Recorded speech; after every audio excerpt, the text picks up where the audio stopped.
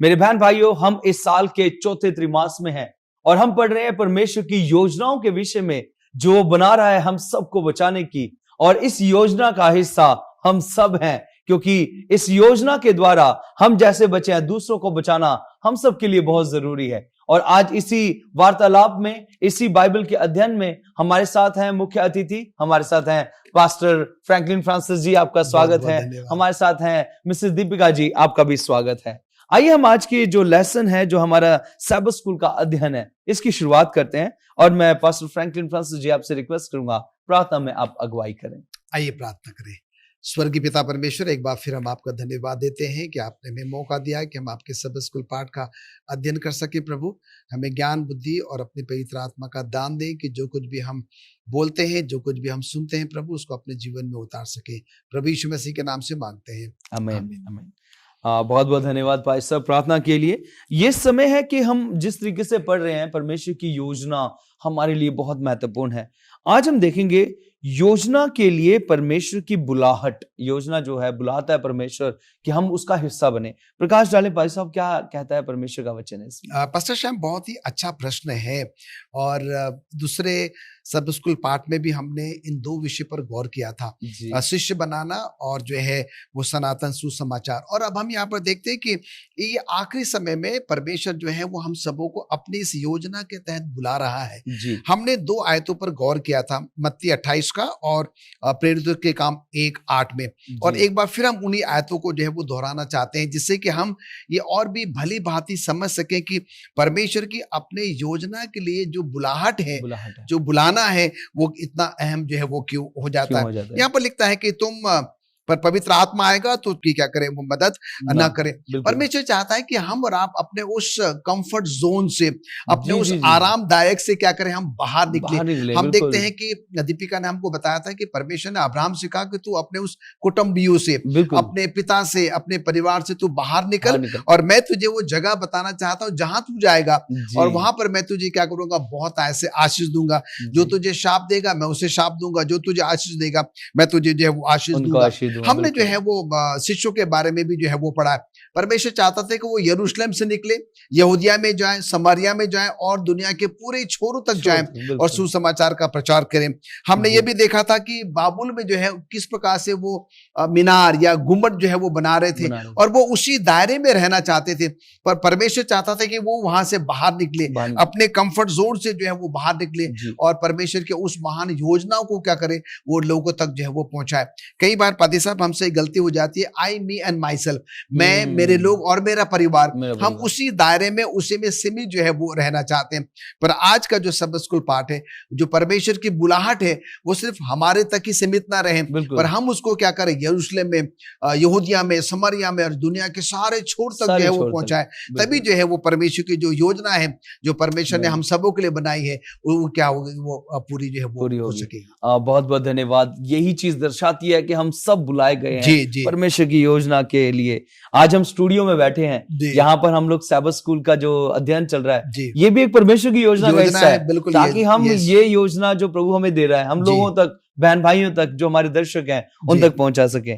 अब यहाँ पर एक आपने बात कही, आरामदायक क्षेत्र से बाहर आना, तो मैं दीपिका जी आपसे पूछना चाहता हूँ कि ये कितना जरूरी है, क्योंकि हम अध्ययन जब पढ़ते हैं तो वहां पर लिखा हुआ है अपने आरामदायक क्षेत्र से बाहर आना। जी, ये बहुत अच्छा विषय है पास्टर जी, कि हमने अभी सुना कि कैसे हम अपने आरामदायक क्षेत्र से बाहर आकर परमेश्वर के उन कार्यों को पहचान सकते हैं जो परमेश्वर हमसे कराना चाहते हैं। अपने आरामदायक जगह से बाहर आना, यही हमारे लिए एक महत्वपूर्ण काम है जो हमें परमेश्वर सौंपते हैं।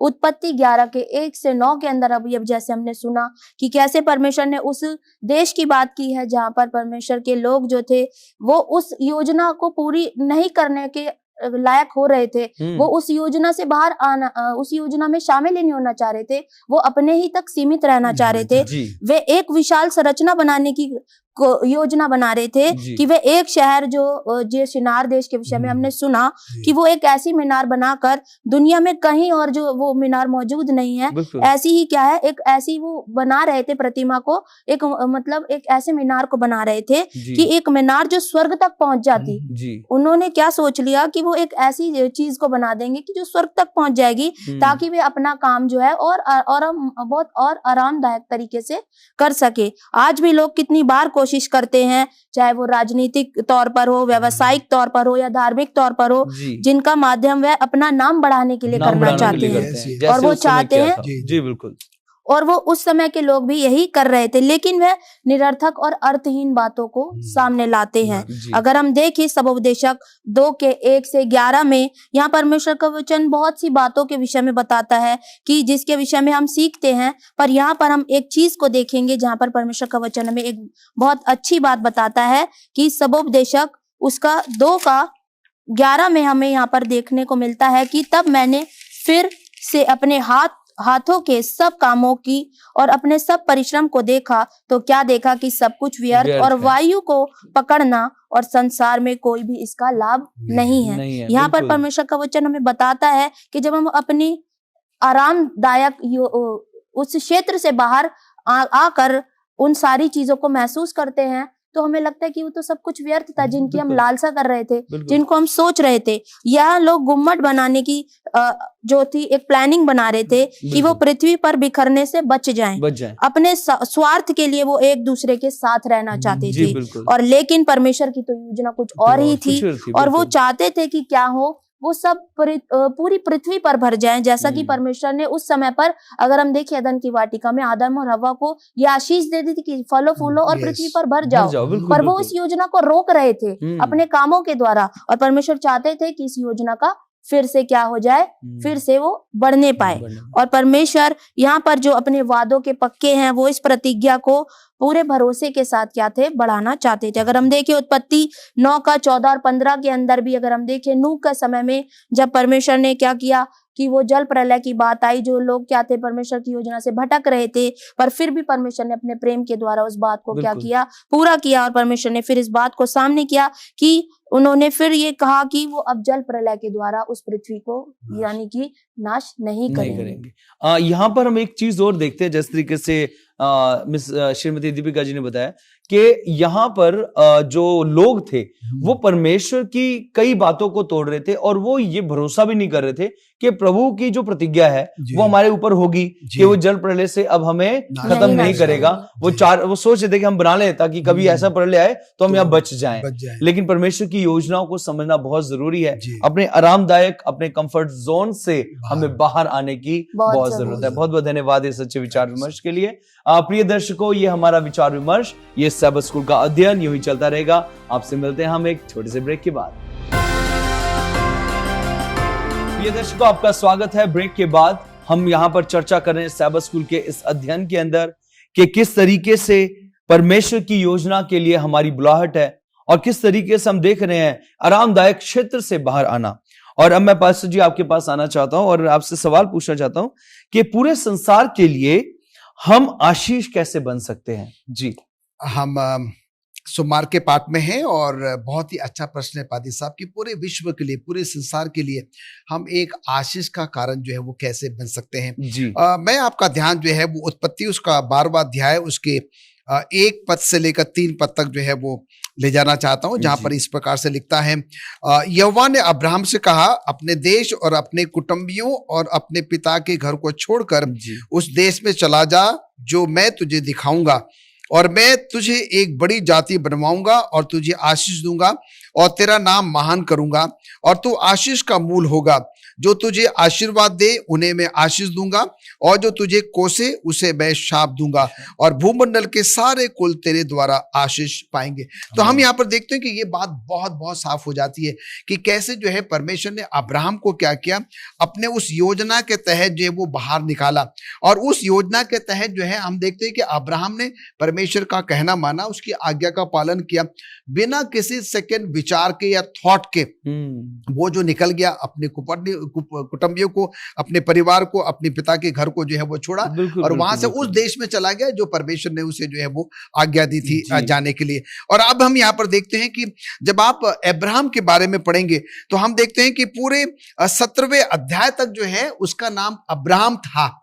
और हम यहाँ पर देखते हैं कि अब जो है वो 99 वर्ष का होने चला है और यहाँ पर जो है परमेश्वर उसको बुलाता है और परमेश्वर अब वो जान गया कि ये मेरी आज्ञा का पालन कर रहा है। और बिल्कुल। परमेश्वर ने उसको ये भी बताया कि मैं तुझे जो है कैसे आशीर्वादित करूंगा, ना सिर्फ तुझे पर तेरे वंश को, तेरे लोगों को जो है मैं आशीर्वाद जो है वो बिल्कुल, करूंगा। और बिल्कुल। हम यहाँ पर देखते हैं कि अगर आप उत्पत्ति उसके 17वें अध्याय और उसके 5वें पद को जब आप अगर पढ़ेंगे वहां पर तो एक बहुत ही अच्छी बात यहाँ पर सामने आती है। और जी। यहाँ पर देखिए परमेश्वर जो है उसके नाम को बदल रहा है। बिल्कुल। पहले जो है वो अब्राम था और अब अब्राहम जो है अब्राहम वो रख कर रहा दिया, है। बिल्कुल। यहाँ लिखता है उत्पत्ति उसका 17वां अध्याय उसका 5वां पद, और इसलिए अब से तेरा नाम अब्राहम न रहेगा परंतु तेरा नाम अब्राहम होगा, क्योंकि मैंने तुझे आशीषों के समूह का मूल पिता ठहरा दिया है। आमीन। और हम यहाँ पर देखते हैं कि ये उसके आज्ञा पालन करने का जो है वो नतीजा है। नतीजा है, और बिल्कुल। परमेश्वर चाहता है कि उसके द्वारा जो है उसका नाम क्या कर सके, अन्य जातियों में, लोगों में जो है वो पहुंचाया जा सके, बिल्कुल। लोग जो है परमेश्वर पिता को जो है वो जाने, जिससे कि जो योजना जो है वो परमेश्वर ने बनाई थी।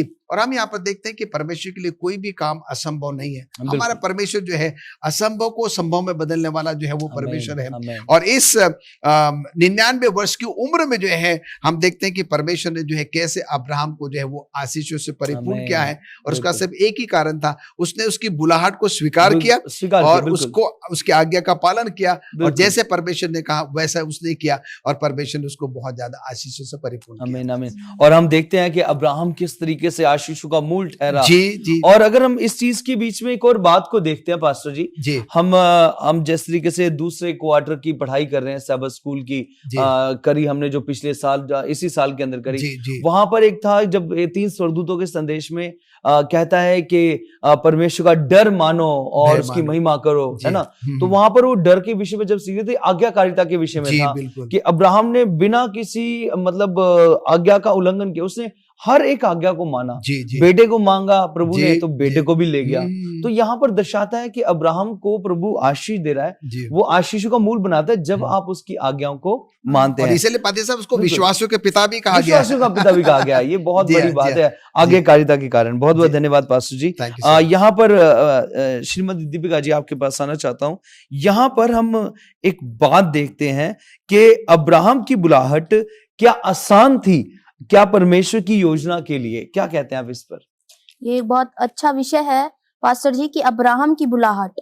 यहाँ पर परमेश्वर ने जब अब्राहम को वह देश दे दिया, वह वहां पहुंच भी गया जिस जी। देश को परमेश्वर उसे देना चाहता था। बिल्कुल। ये देश है कनान देश के कनान विषय देश, की बिल्कुल। बात है। उत्पत्ति 12 के 7 में अगर हम देखें, यहाँ वचन कहता है तब यहोवा ने अब्राहम को दर्शन देकर कहा, यह देश मैं तेरे वंश को दूंगा। जी। और उसने वहां यहोवा के लिए, जिसने उसे दर्शन दिया था, एक वेदी बनाई। जी। यहाँ पर परमेश्वर का वचन बताता है कि कैसे उसने उस बात को पूरा किया। आमीन। अब अब्राहम से भी कुछ गलतियां हुई जिनके विषय में अगर हम देखें, उत्पत्ति 12 के 10 में यहाँ पर परमेश्वर का वचन कहता है, उस देश में अकाल पड़ा, इसीलिए अब्राहम मिस्र देश को चला गया कि वहां परदेसी होकर रहे, क्योंकि देश में भयंकर अकाल पड़ा था। अब यहाँ जी। पर क्या हुआ कि अब्राहम भी कहीं पर कमजोर पड़ा। जी। जो वो परमेश्वर की एक बुलाहट थी, उस बुलाहट के अंदर वो वहां कमजोर सा पाया गया। जी। और इस बात को अगर हम देखें तो वो कहाँ,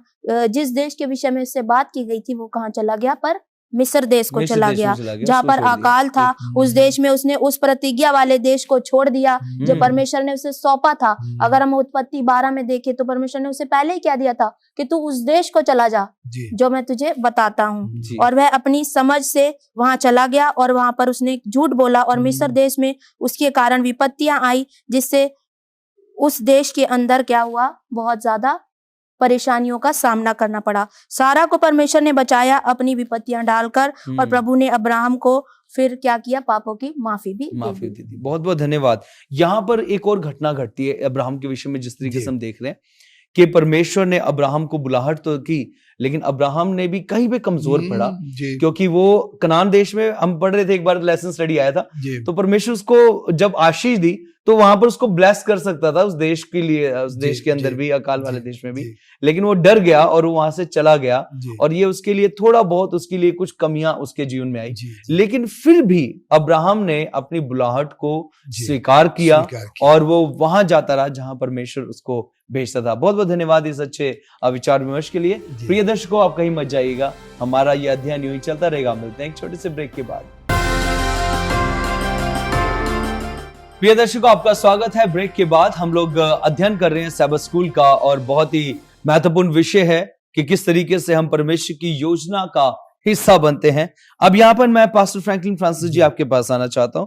यहाँ पर एक सवाल आता है कि जो शुरुआती चर्च था और आरामदायक क्षेत्र, क्या यह उस समय के लिए चुनौतियों से भरा था या नहीं? क्योंकि शुरुआत में जो चर्च बना था, जी ये हम इसके इतिहास को पढ़ते हैं, तो मैं चाहता हूं जी आप प्रकाश डालें इस पर। जी जी पादी साहब, बहुत बहुत धन्यवाद इस अच्छे प्रश्न के लिए। और हम बुधवार के पाठ में हैं जहाँ पर कि आपने बताया कि जो प्रारंभिक जो कलीसियाएं थी, और वो जो है अपने उस आरामदायक जोन में, कंफर्ट जोन में ही जो है वो रहना चाहती थी, पर ये सब कुछ इतना आसान जो है वो नहीं था। जी। फिर एक बार जो है हम आपका ध्यान प्रेरितों के काम उसके पहले अध्याय के 8वें पद में जो है वो ले जाना चाहते हैं, जिसको जी। कि हम बार बार जो है उसको अध्ययन कर रहे हैं, और इसको अध्ययन करना बहुत ही जो है बहुत वो जरूरी है। जरूरी, क्योंकि बिल्कुल। पवित्र आत्मा की मदद, उसकी सहायता जो है हम सबों को प्राप्त करना जरूरी है, आमीन। और जो कि उनके चेलों को भी जो है वो जरूरी था। और फिर हम यहाँ पर देखते हैं कि लिखता है कि जब पवित्र आत्मा तुम पर आएगा तो तुम सामर्थ पाओगे, और आमीन। यरूशलेम, यहूदिया, समरिया में क्या करोगे तुम? मेरी एक गवाही। बहुत ही अच्छे जो है वो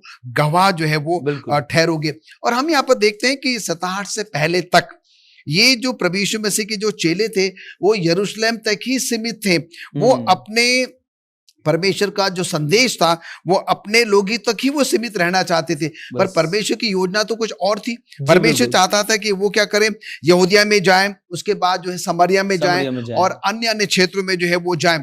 पर अब हम यहाँ पर देखते हैं कि वो 67 का समय आ गया, और जिसमें कि जो है वो शाऊल भी उसमें शामिल है, जी। यहूदी लोग है, सदूसीस हैं, और फरीसी लोग जो है फरीसी उसमें जो लोग। है वो बिल्कुल। शामिल है।